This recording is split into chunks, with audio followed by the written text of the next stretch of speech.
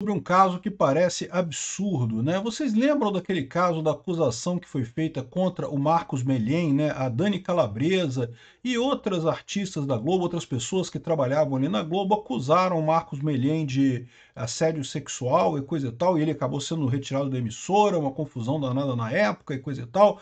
E daí foi processado na justiça e chegaram à conclusão na justiça de que ele não tinha assediado, não tinha nenhuma prova de que ele tinha assediado ninguém. Nesse meio tempo, o Marcos Mellen, evidentemente, fez vídeos se defendendo, falando, não, olha só, não fiz nada disso, isso aí não está errado, né? Na verdade, o que aconteceu foi isso, isso e isso, e coisa e tal. E, enfim, se defendeu da acusação nas redes, né? E também o Ricardo Feltrin, que é um youtuber também, que tem feito um trabalho muito bacana aqui no YouTube, coisa e tal, ele também destrinchou esse caso todo, mostrando como que a coisa toda começou por conta dessa moça aqui, que eu não conheço o nome dela, mas que seria amante do Marcos Mellen, só que ela é casada. E aí o marido descobriu. E aí, para ela esconder do marido porque ela estava traindo o marido, ela disse que foi assediada pelo Marcos Mellen, né? E aí que começou toda a confusão, entrou a Dani Calabresa, entrou o pessoal todo, e, enfim, aparentemente, segundo diz o Feltrin, eu aconselho ver o vídeo dele. O vídeo dele é bem detalhado, ele explica direitinho qual foi a trama toda que aconteceu. E aí isso levou a essa acusação de assédio sexual contra o Marcos Mellen, ou seja, uma série de mulheres que queriam se livrar da acusação dela ser infiel, acabou jogando a coisa para o Marcos Mellen, né?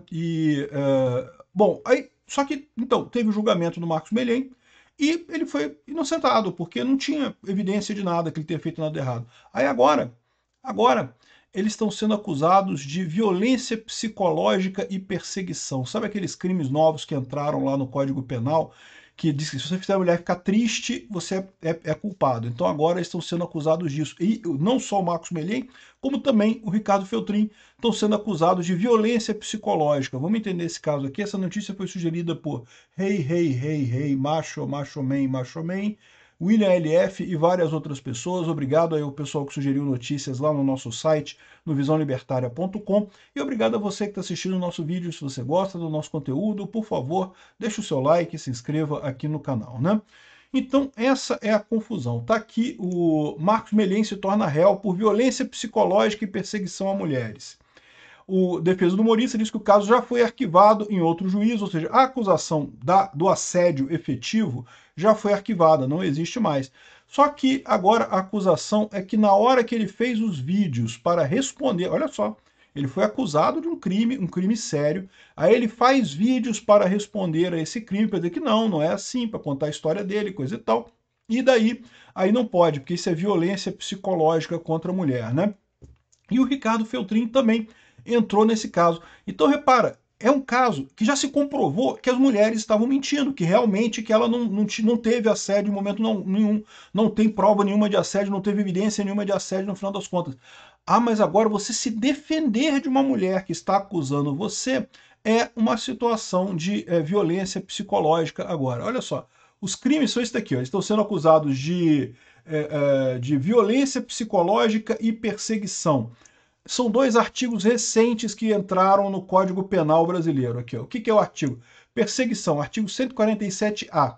Perseguir alguém reiteradamente ou por qualquer meio, ameaçando-lhe a integridade física ou psicológica, restringindo-lhe a liberdade de locomoção ou, de qualquer forma, invadindo ou perturbando sua esfera de liberdade ou privacidade.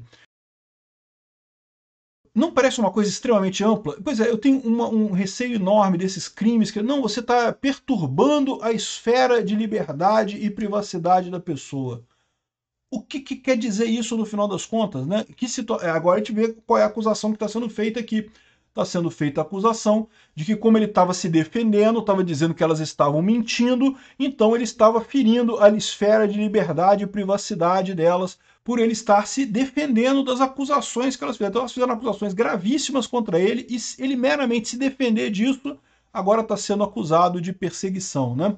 Aqui, ó, a pena é aumentada da metade se o crime é cometido contra a mulher por razão de condição do sexo feminino, né? O que é uma coisa absurda isso daqui, porque o que é isso, por condição do sexo feminino? Na prática, se for mulher, já entra na coisa, né? Se for mulher, eles já consideram que vai ter o aumento da pena nesse caso, né? E aí também tem o artigo 147b.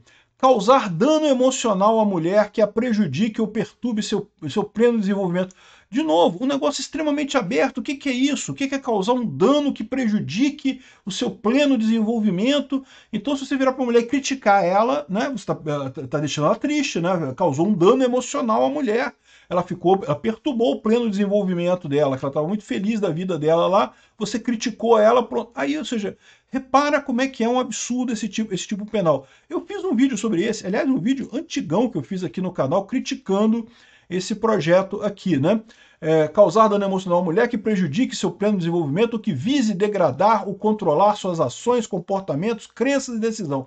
Se ela decidiu que você é um estuprador, que você é um assediador, você não pode contestar, porque ela decidiu isso. Você está degradando e controlando suas crenças e decisões, não pode fazer isso, né? Então repara o absurdo que é a coisa. Ele não está sendo acusado mais do assédio. O assédio já provou que não teve assédio nenhum no final das contas, né? Ao contrário, ele poderia entrar com uma ação contra elas requerendo indenização, porque ele perdeu a carreira dele que ele tinha na televisão, ele ficou um monte de tempo sem trabalhar, não sei se ele está trabalhando agora, se está fazendo alguma coisa, mas o correto seria ele entrar com uma ação contra elas para exigir ressarcimento, uma vez que foi demonstrado que não teve coisa nenhuma, né? Mas ao contrário, elas entraram com essa ação contra ele e é por ter exposto o esquema delas todos, né? E daí o Ricardo Feltrin está falando que não, que olha só, isso aqui não deixa de ser uma tentativa de censura. O que está acontecendo é que ele fez um trabalho jornalístico, ele levantou o que aconteceu com essas mulheres, qual que foi a trama toda que teve lá por trás da coisa, e daí expôs essa coisa toda, e aí ele está sendo culpado por isso. Segundo eles estão dizendo, ele prejudicou, fez violência psicológica contra a mulher, deixou a mulher triste, cadeia, né? É verdade que ambos os casos têm penas pequenas, aqui de 6 meses a 2 anos, aqui também 6 meses a 2 anos, ou seja, seria coisa que talvez coubesse até transação penal. Aí vem uma outra dificuldade. A transação penal é para crimes de menor potencial ofensivo, porque a pena é pequena e não envolve violência. Agora, envolve violência aqui? Porque olha como é que está escrito a coisa, causar dano emocional é perseguição e violência psicológica, causar violência psicológica à mulher. Então, ou seja, isso é um crime violento, violência psicológica, eles vão querer dizer que entendeu? Para dizer que não pode ir para o GCRIM, né? Enfim, e pior do que isso, né?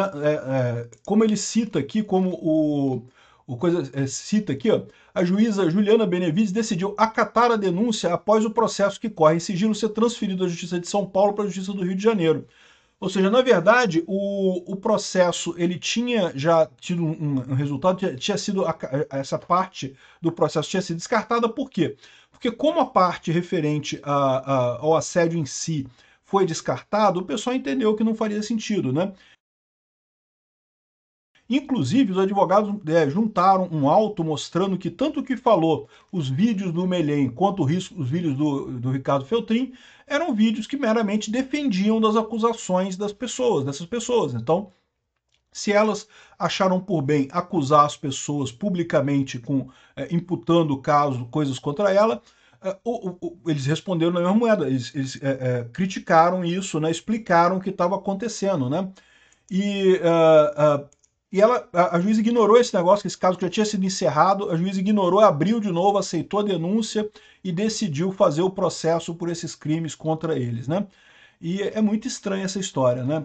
No Rio de Janeiro, onde não tiveram sucesso, o caso foi arquivado. Mas agora, o restante que abriu o processo em São Paulo, teve a denúncia transferida para a capital fluminense e teve êxito. Ou seja, que negócio mais maluco é esse, né?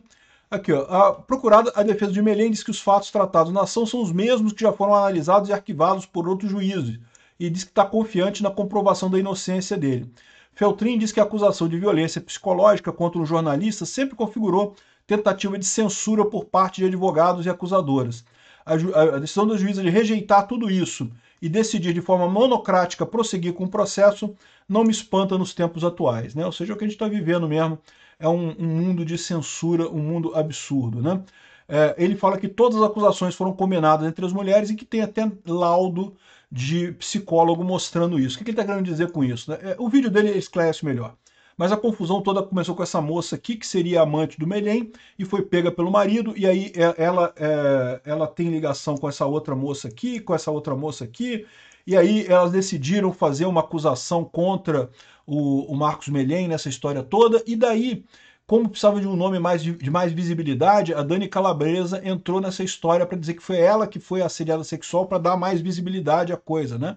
Aí que estourou o escândalo naquele negócio. Ou seja, foi tudo combinado entre as mulheres, e a coisa toda começou com uma delas querendo se livrar da traição que tinha feito no marido. Na verdade, não era só ela, não tinha essa outra moça que também parece que traía também o marido com o Marcos Meilhem, né? O Marcos Meilhem, pô, pegador, né? O cara pegava a mulherada toda lá, né?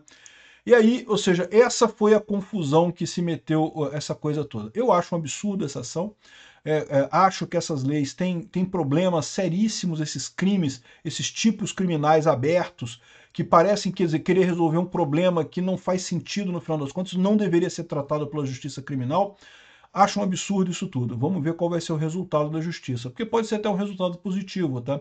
Pode até ser que decidam que realmente é inocente, coisa e tal, que não tem nada nessa história aqui.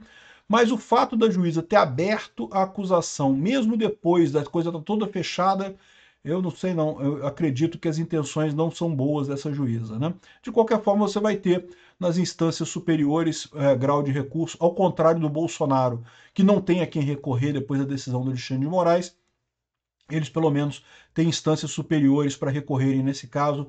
Eu tenho certeza que vai acabar fazendo-se justiça nesse caso. Obrigado por assistir o vídeo até o final.